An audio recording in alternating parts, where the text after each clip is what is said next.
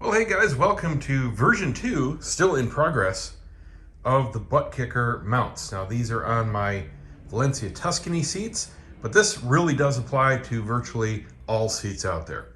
At least all home theater type seats where you have a wood frame around a metal structure frame. So why am I doing this? First of all, the version I showed you first is still great for certain applications. This is just better for what I want out of it. And this is a case of you don't really know what's going on until you've experienced something and then you're missing it to really understand. The big difference between what I'm doing here and before is immersion.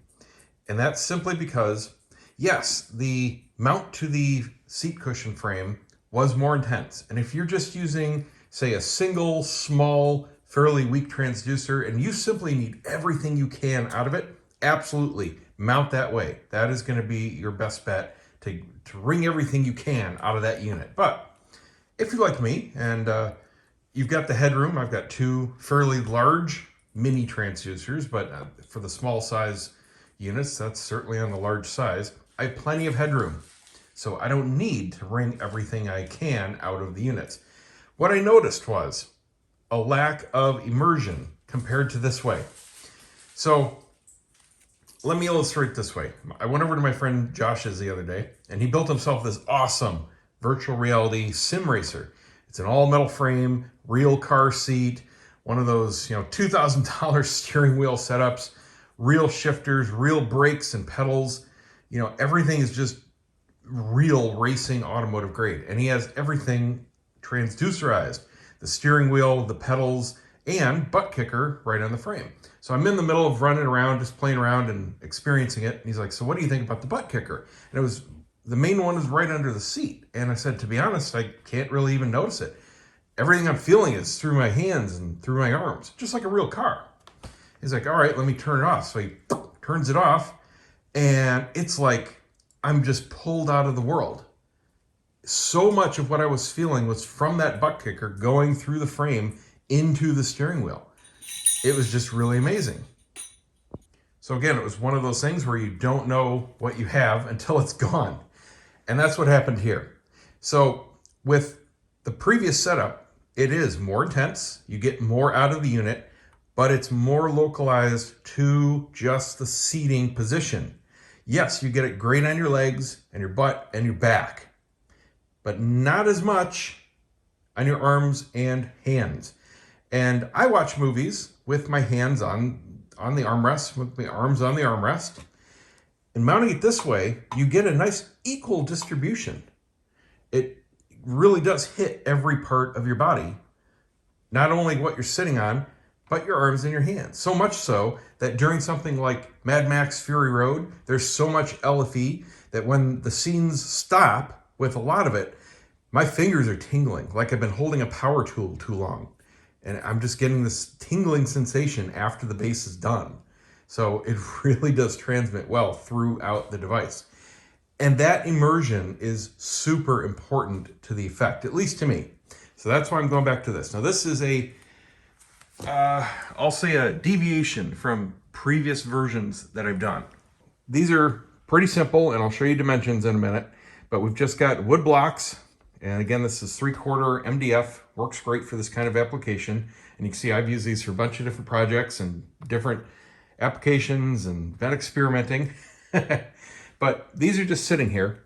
They're contacting the wood frame and laying flat up against the steel frame. Now I'm going to drill holes right through the wood, right through the steel, and then bolt through, and that will hold everything secure to the frame and transmit everything.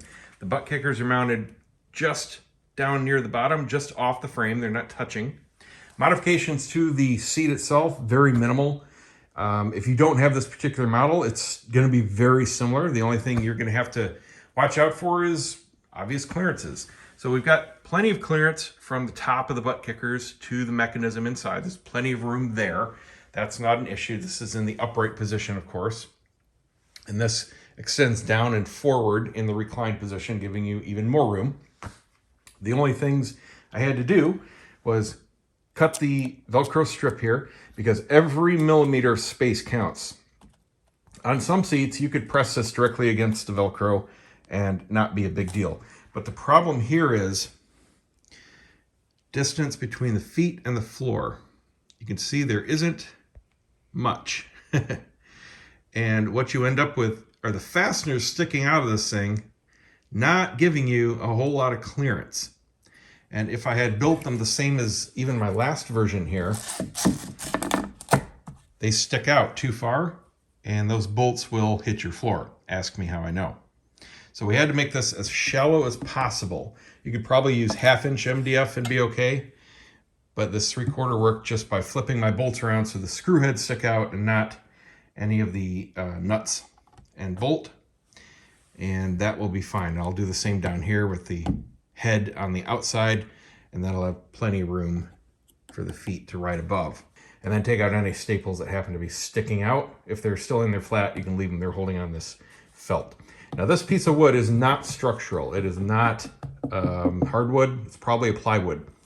When you're sinking these screws in, be very careful. You have to go slowly and do not over tighten them. You will strip these in a heartbeat. Just to snug, you just need them to hold. But this stuff is really, really weak. You can hear it snap, crackling, and popping as that screw goes in. Not much else to say. These bolts links don't really matter. Nut and locking washer on the other side. That's really all there is to it. I'll give you dimensions for these just to show you how I did it. You do have to snip off a couple zip ties off the frame here and just pull wires out of the way because you're going to be drilling through, and then just zip tie them back in place. And we do have to still relocate the transformer box because we're going to need to put it, it's like here stock, and sinking this down would hit it. So we just need to relocate this pretty much anywhere else. It goes like this. I'm just going to stick it in the middle. You know, once you get these on, it doesn't really matter where it goes. You could set it off to the side. You could set it just back more. It doesn't really matter. Anywhere out of the way that won't hit the screws works. Okay, here's everything we need to make this stuff up. So I made my plates 9 by 5. That's the perfect size. You can go a little bit longer, doesn't make a difference, but just start from a good piece of wood. Do not mind these holes. Like I said, previous projects, I've got, those are linked, hold on. Got these brackets at Lowe's, and they are 4 inch by 4 inch. 2 holes, we're just gonna be using 1 per side. And they're nice thick stainless steel. They do not freaking bend. These are in the shelf bracket section. So just look for the shelf supports and stuff like that. You'll find them for $1. Bunch of these little self-tapping wood screws, nothing special there. These are gonna hold these to the seat and the butt kickers to the plate. Couple bolts, now I'm reusing stuff here. These are 1 inch and they barely fit. I would suggest 1.5 to 2 for the perfect fit. You can get them in these little bags here. They come with the nuts, or you can get them larger and get them in a big tub. And then I always keep these on stock, just a generic washer and lock washer set. We're gonna use a lock washer on one side with the nut. We don't need a regular washer because the screws are going right up against the bracket metal. And that is it. It doesn't matter exactly where you place the brackets as far as side to side. Just put them down on the wood and mark your hole, drill a hole through, put your bolt through, and tighten them up. Now for the transducer placement, go ahead and just lay this on your seat and reach in and place this. You want it as low as possible, but you don't want it touching down on the frame because that can vibrate. So just raise it up slightly and just mark where your position is and screw it down. Then just set it into position. This one's not going in the middle, but you get the idea. You want it real nice and snug up against the chair frame. Sink your 2 screws, like I said, don't over tighten them. And that's it for the main mount. Now we just have to drill a couple holes, sink a couple more bolts, and we're done. So again, when drilling, go in stages, smaller bit than the larger. Go slow.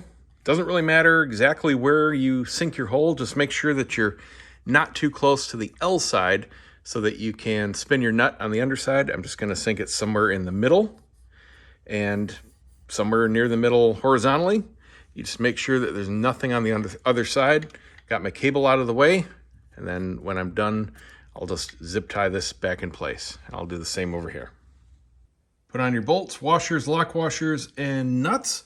The 1.5 inch size would be perfect for this. These are the 2s. Plenty of clearance though, no problems there.